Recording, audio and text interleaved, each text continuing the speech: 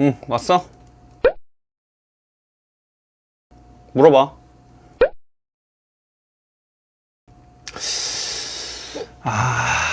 개발자가 많아졌다. 맞지. 개발자가 엄청 많아지긴 했지. 이유라. 내가 일하면서 사실 생각했던 이유가 몇 개가 있는데, 그럼 그거를 한번 오늘 설명을 좀 해줘 볼게. 일단은 우리가 뭐 별로 기억하고 싶은 좋은 기억은 아니지만, 우리가 코로나 때를 한번 떠올려 봐보자.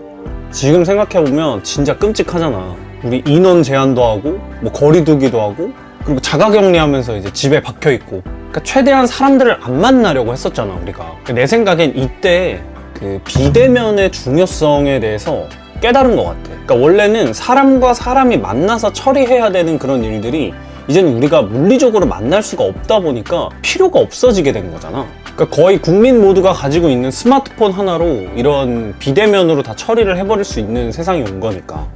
이때 급성장을 하게 된 게 그런 플랫폼 사업들이라고 생각을 할 수 있어. 그러니까 먼저 플랫폼이라는 게 어떤 건지에 대해서 내가 좀 설명을 해줘 볼게.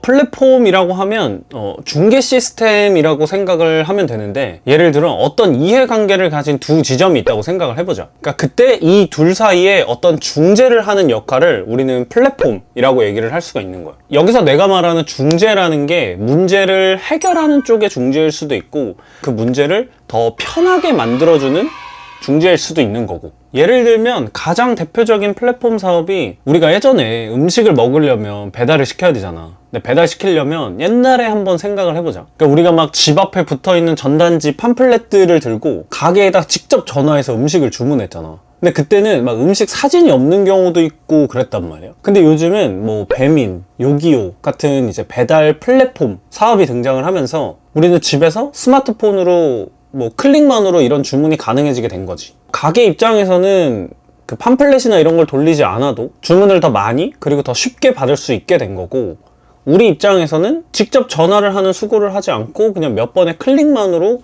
배달을 주문할 수 있게 된 거지. 결국 여기서 배달 플랫폼, 그러니까 배민과 요기요 같은 플랫폼 사업들이 어떤 가게와 그리고 소비자, 우리와 같은 소비자의 그 음식 주문이라는 문제 자체를 되게 쉽게 풀어준 케이스가 되는 거야. 이런 걸 우리는 플랫폼이다 라고 생각을 하면 되는데, 이런 플랫폼 사업들이 그 코로나를 기점으로 정말 급성장하기 시작을 한 거야. 왜냐면 직접 만날 수 없다 보니까, 내가 앞서 말했던 비대면에 대한 중요성이 강조가 되다 보니까 이런 플랫폼 사업들이 할 수 있는 게 굉장히 많아지는 거야. 그러니까 옛날에 우리가 직접 하던 걸 이 플랫폼이라는 걸로 만들어서 풀어내기만 하면 되거든. 그러니까 내가 생각했을 때 이런 플랫폼이라는 게 어떤 사람 간의 직접적인 연결을 끊고 스마트폰 그리고 뭐 PC 등의 이제 웹을 사용을 해서 더 넓은 세상을 연결시켰다 라고 생각을 해. 한번 예를 들어볼까?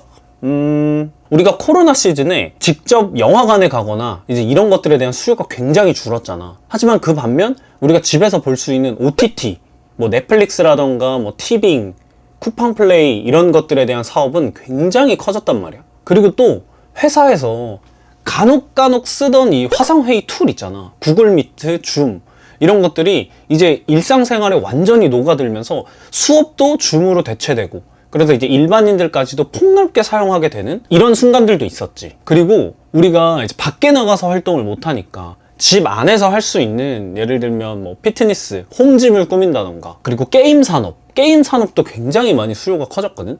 내가 그때 닌텐도 스위치를 사고 싶다라는 생각을 했는데 이게 품귀 현상이 이르면서 이제 이전 버전까지도 가격이 엄청 뛰는 이제 그런 현상도 일어났단 말이야. 그래서 이렇게 플랫폼 사업이 자연스럽게 성장을 하게 되니까 그럼 어떻게 되겠어? 그치. 사람들은 더 계속 그 플랫폼으로 모여들게 되는 거야. 그거에 맞게 플랫폼은 계속 사용자가 늘어나면서 성장을 하게 되는 거고. 그러니까 결국 인터넷이라는 전 세계적인 연결에 사람들이 계속 몰리게 되는 현상이 일어나는 거지. 그러니까 여기서 인터넷에 대한 수요가 늘어나니까 어쩔 수 없이 개발자들에 대한 수요도 굉장히 많아진 거야. 그러니까 물 들어왔을 때 노를 저으려면 이제 플랫폼을 계속 업그레이드 시키고 또 새로운 것을 개발해야 되고 하잖아. 실질적으로 이런 걸 만들어내기 위해서 그 개발자라는 직업 자체가 굉장히 큰 부분을 차지하고 있기 때문에 이런 수요가 자연스럽게 늘어날 수밖에 없는 거지. 예를 들면 우리가 시스템을 한번 생각을 해보자. 기존에는 100명만 몰려도 감당이 가능한 서버가 있었다라고 생각을 해보자.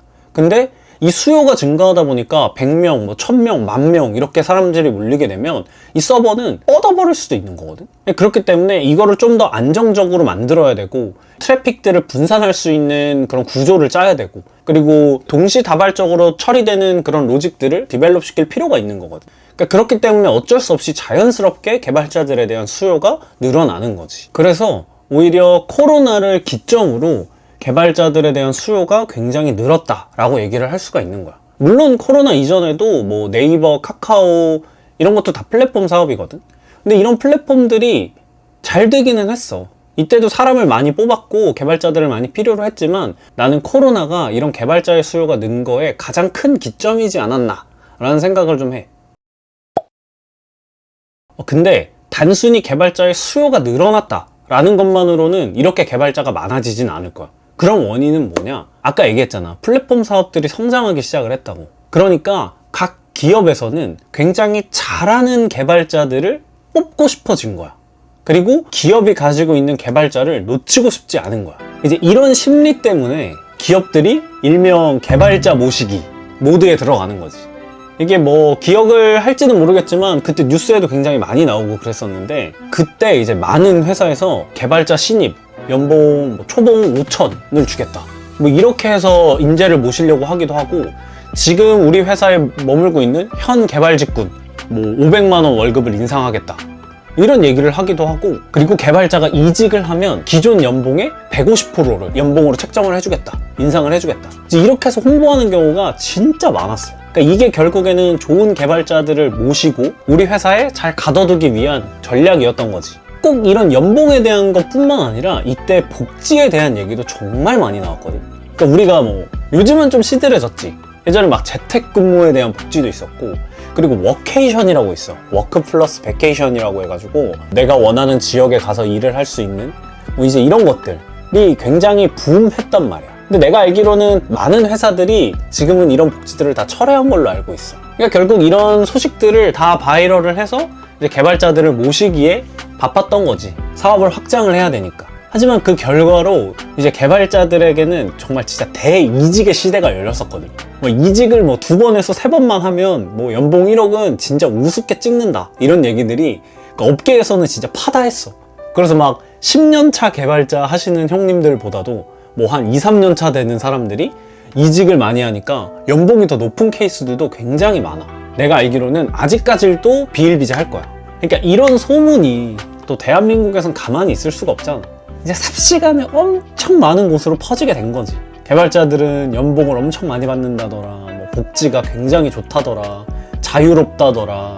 그래서 이렇게 우리나라에서는 개발자라는 직업이 이미지 메이킹이 좀 잘 된 것 같아. 그러니까 물론 사실이기도 해, 그런 것들이. 하지만 안 그런 회사들도 다 있고 다 회사마다 다른 거거든. 그래서 이런 메리트 때문에 아마 한국에서 많은 사람들이 이제 개발자에 도전을 하려고 하는 게 아닌가 라는 생각을 좀 하고, 그리고 또 대한민국에서는 이 시장의 흐름을 보고 사업을 하시는 분들이 많잖아. 뭐 어느 나라나 그렇겠지만 이렇게 개발자가 되고 싶어 한다라는 그 수요를 알고 이제 요즘은 뭐 코딩 학원, 뭐 부트캠프, 코딩 교육 사업이라고 해야 될까? 이제 이런 사업들이 굉장히 많아지고, 이제 비전공자, 뭐 일반인도 개발자가 될 수 있다. 6개월만 수료하면 네카라쿠베에 갈 수 있다. 뭐 이렇게 홍보를 하니까 이제 사람들이 많이 이제 그쪽으로 몰리게 되는 거지.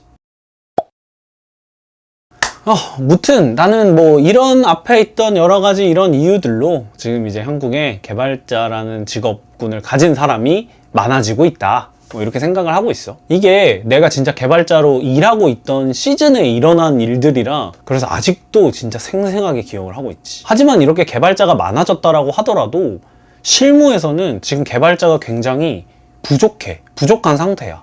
근데 내가 알고 계시는 분 중에 이제 대기업에 있는 CTO 분이 계시거든. 근데 그분이 해줬던 말이 굉장히 인상적이었는데, 이렇게 개발자가 많아짐에도 왜 개발자가 부족할까? 라는 이 현상에 대해서 한마디로 정리를 해주셨거든. 개발자가 부족한 것은 맞지만 아무나 뽑지는 않는다. 아, 여기서 좀 냉혹하구나, 역시. 이런 생각을 좀 했지. 이 얘기를 듣고서 내가 느꼈던 건, 현실에 이제 개발자 직업을 가지고 있다 라고 얘기하고 생각하시는 분들이 많기는 하겠지만, 정말 실무에서 필요로 하는 개발자가 되는 거는 또 다른 챕터의 또 다른 얘기인 것 같더라고. 그거는 아마 별다른 또 특별한 노력들이 들어가야 되지 않나 라는 생각을 했어. 그래서 실력을 잘 쌓고 내가 정말 좋은 개발자가 되기 위해서 공부도 많이 하고 이렇게 한다? 그러면 충분히 시장에서는 메리트가 있는 개발자가 될 수 있다라고 생각을 하는 어떤 반증이기도 하지. 뭐 여기까지. 뭐 다른 여러 가지 이유들이 있을 거지만 내가 생각하는 지금 우리나라의 개발자가 인기가 있고 개발자가 많아진 이유. 그러면 뭐 다음에 또 궁금한 거 생기면 물어보고 가 이제. 바이.